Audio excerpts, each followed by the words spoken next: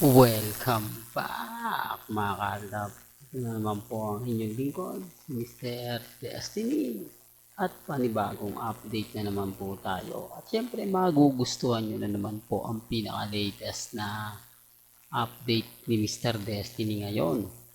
Marami po kasing natutuwa mga kalab dahil hindi nga po nakita na naman si Main Fulkerson sa Hong Kong, na kung saan nga po mga ka-aldab, siya naman po talaga yung pinakahihintay doon.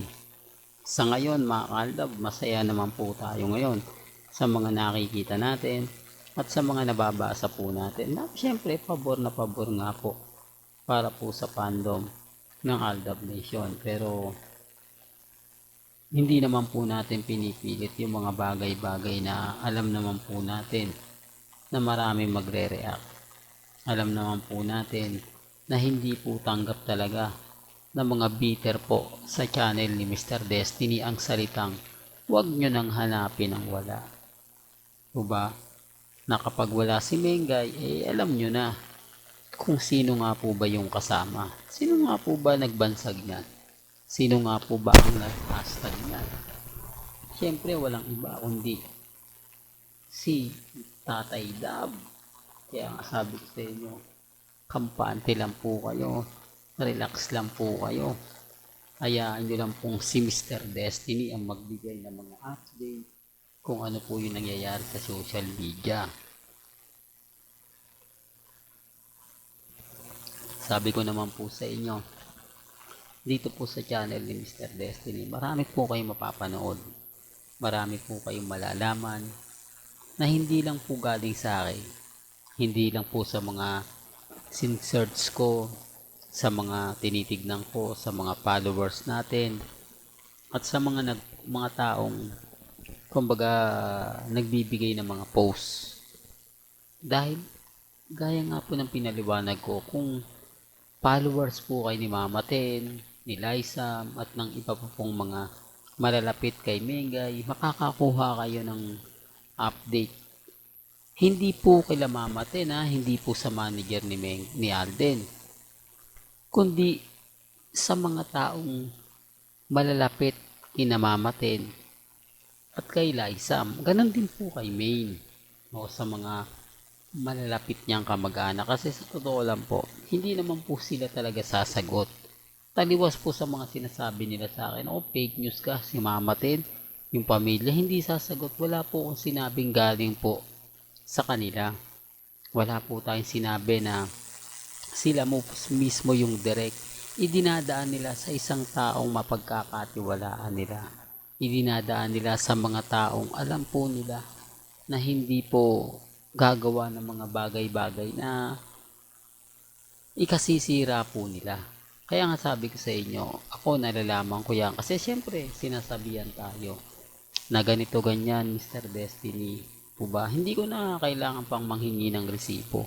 Hindi na natin kailangan pang magbigay ng mga ebidensya.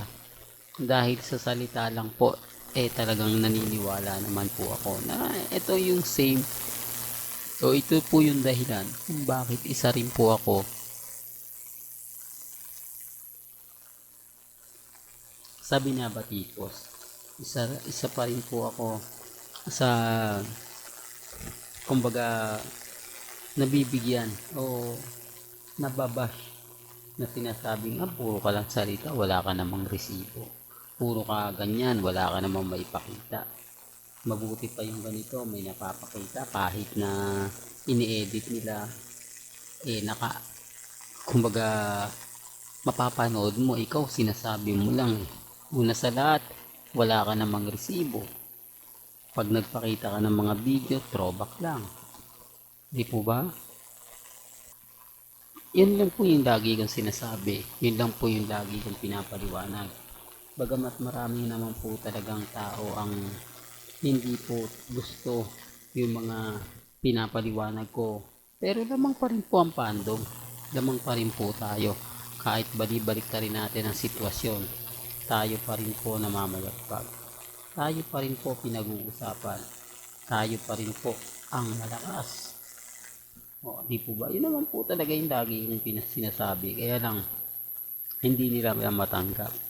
Hindi nila matanggap na tayo po yung namamayagpag, tayo pa rin po yung malakas, at siyempre tayo pa rin po ang pinag-uusapan. Sa ngayon mga kaaldab, lagi ko naman pong pinapaliwanag madalas, kaya po siyempre minsan ako nababash din ako ng kapwa nating aldab. Sinasabi ko na sa Mr. Destiny, huwag mo nang babanggitin yan eh.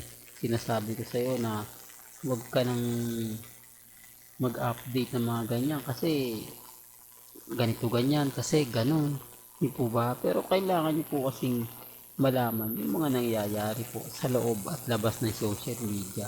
Kung ano nga po ba talaga yung ginagawa nila, kung ano nga po ba sa palagay po nila yung mga ibinabato nila. Kasi sabi ko nga po sa inyo, dito po sa channel ni Mr. Destiny, malaya po kayo.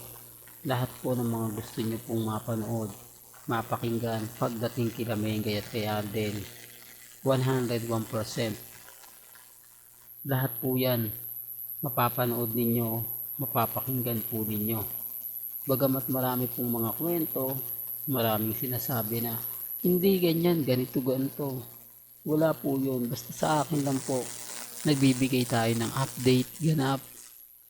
Ngayon hindi nila mapaliwanag kung nasaan si Mengay at bakit wala po sa Hong Kong. Pero siyempre ang Aldab Nation, alam po natin yan. Alam natin kung bakit wala si Mengay. Alam natin kung bakit si Mengay nananatiling kampante, nananatiling matatag. Alam natin na kahit anong gawin po natin, basta't nawawala si Mengay, matik na yan. Sabi nga po nila, wag mo nang hanapin ang wala. Di po ba? Dahil alam naman po natin na kapag wala si Mengay, sino nga po ba yung kasama niya?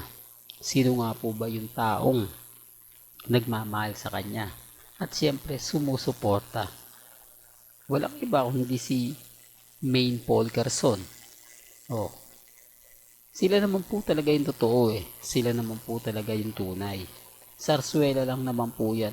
Darating din po yung point, matatapos din yan. Maiintindihan nyo lahat po ng mga sinabi natin. Maiintindihan nyo po lahat ng mga pinapaliwanag ko. Na hindi ko po ito ini-edit. Never po tayong gumagawa ng mga photos, video gaya po ng mga cut din. Na talaga naman pong matutuwa ka kapag cut din ka. Walang ganito lang po ang ating latest updates. Kaya kung gusto nyo pa po ng pinaka-latest at sariwang update, abay tumutok lang po kayo dito po sa channel ni Mr. Destiny para updated kayo sa mga bago at sa mga latest na i-upload po natin maya maya lang. Hanggang sa muli, salamat po sa panonood at pakikinig.